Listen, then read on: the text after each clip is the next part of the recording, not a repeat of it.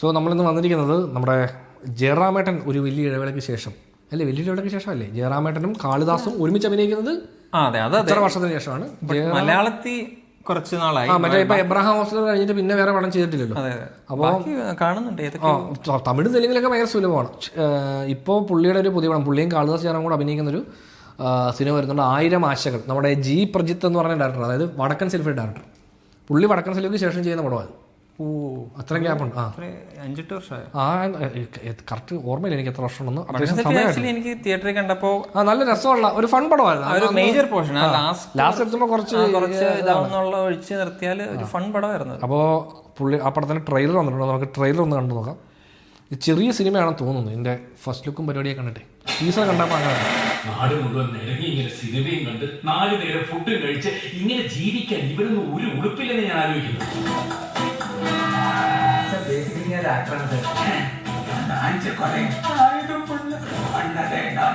ഈ വിക്രം ചെയ്തതിനേക്കാളും നന്നായി എന്നാണ് എല്ലാരും പറയുന്നത്. നീ ഇഷാനി കൃഷ്ണ ക്ലാസ് എടുക്കാൻ സമയമില്ല. ഫസ്റ്റ് പടമാണോ? അല്ലല്ല, മറ്റേ 1 അഭിനയിച്ചിട്ടുണ്ട് മമ്മൂടിയുടെ സിനിമയിലെ ഒരു ഗോഡ് ഫാദർ മസ്റ്റാ. അഖിലൻ നാറണ്ടി. ഞാൻ നിന്റെ ഗോഡ് ഫാദറാണ്. ഈ ഒരു കാര്യം ഞാൻ തുറന്നു പറഞ്ഞേക്കാം, ഞാൻ എന്റെ ജോലി വിട്ടു. അപ്പൊ കുടുംബത്തിനൊരു വരുമാനം വേണ്ടേ? വേണം. നിങ്ങൾക്ക് തന്നെ വേണ്ടായിരിക്കും, പക്ഷെ സിനിമയ്ക്ക് എന്നെ ആവശ്യം.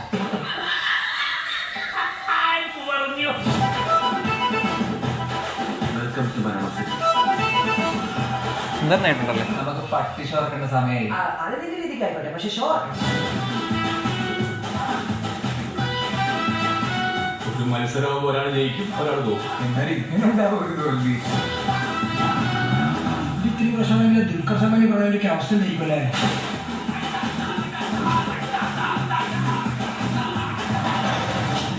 ഓരോരുത്തരുടെയും ജീവിതത്തിൽ ഒരുപാട് ആഗ്രഹങ്ങളൊക്കെ ഉണ്ടാവും. പക്ഷെ ഒരു പോയിന്റ് എത്തുമ്പോ നമ്മൾ തന്നെ റിയലൈസ് ചെയ്യണം, അർഹിക്കുന്നുണ്ടോ. പിന്നെ ആഗ്രഹങ്ങൾക്ക് വേണ്ടി ജീവിക്കരുത്, ജീവിക്കാൻ വേണ്ടി ജീവിക്കണം. Creative director. ജീവിതത്തിൽ എന്തെങ്കിലും പ്രശ്നം വന്നാൽ അവർക്ക് ധൈര്യമായിട്ട് ഓടി അവർ അച്ഛൻ്റെ അടുത്തേക്ക് ചെല്ലാം. അച്ഛൻ കൂടെ ഉണ്ടാവുന്നത് വിശ്വാസം അവർക്കുണ്ട്, എനിക്കതില്ല. ജീവിതത്തിൽ തോറ്റു മാത്രം ശീലമുള്ള ഒരാൾക്ക് ജയിക്കാൻ അവസരം കിട്ടിയാൽ എങ്ങനെ ഉണ്ടാവും?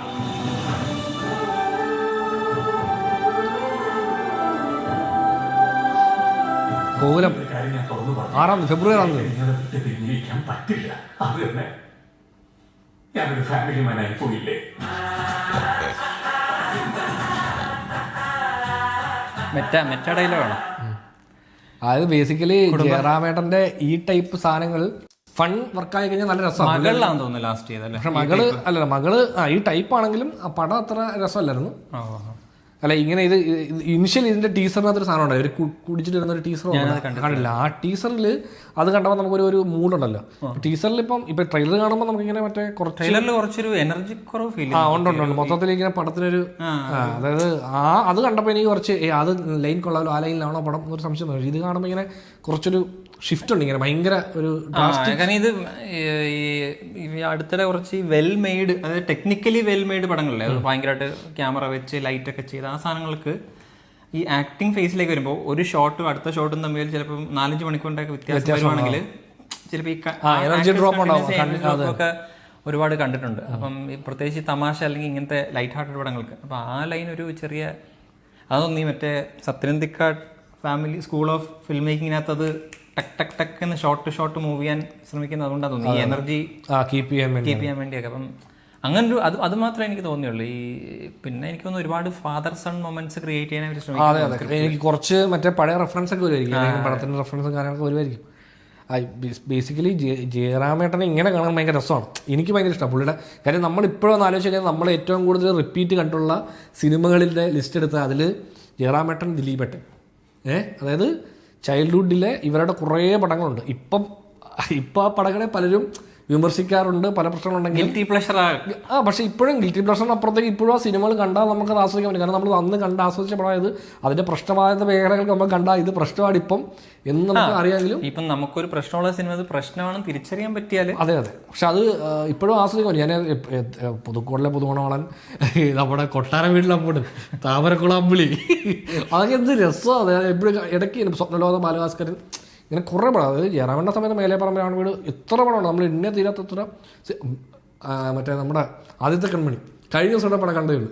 പിന്നെ മറ്റേ ക്ലാസിക് ആയിട്ട് എല്ലാവരും പറയുന്ന അനിയൻ ബാവ ചേട്ടൻ ചേട്ടൻ ബാവ, പുതുക്കോട്ടിലെ പുതുമണമുള്ളതാണ് മറ്റേ ഫുഡ് കഴിക്കുമ്പോൾ സ്ഥിരം കാണുന്ന ടൈപ്പ് പടം. എനിക്ക് അത് അതിന്റെ ഒരു മൂഡില്ല, ആ ടൈപ്പ് പടങ്ങൾ വളരെ കുറവ്. ദിലീപിന്റെ ഒരു പടം ഉണ്ടല്ലോ മാജിക് ഒക്കെ വെച്ചിട്ടുള്ള ഇത് വിസ്മയം, വിസ്മയാണോ എന്താ പടത്തിന്റെ പേര്? ഇവരെല്ലാം ഒരു ഗ്രാമം നമ്മളിങ്ങനെ കണ്ടോണ്ടിരിക്കുമ്പോൾ ഇത് വിശ്വസിക്കാൻ പറ്റാത്ത രഘുനാഥ് പലേറ്റിന്റെ പടം.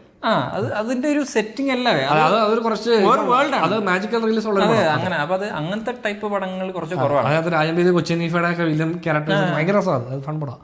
അപ്പോൾ ഇത് കാണുമ്പോൾ നമുക്ക് പഴയ ആ ഒരു വിൻറ്റേജ് ജയറാമേട്ടൻ്റെ ഒരു പരിപാടികളൊക്കെ ഉണ്ട്. പിന്നെ എന്താണെന്ന് അറിയാം, ഇതും ഡയറക്ടറുടെ പടം കാഴ്ചയിൽ തോന്നുന്നില്ല. അതായത് നമ്മുടെ ജി പ്രതീക്ഷ എന്ന് പറഞ്ഞാൽ നമ്മുടെ വടക്കൻ സെൽഫി എടുത്ത പുള്ളിയുടെ പടമാണിതെന്ന് പെട്ടെന്ന് ഒറ്റ കാഴ്ച തോന്നുന്നില്ല. രണ്ടും ഭയങ്കര വ്യത്യാസമായിട്ടുള്ള അല്ലേ.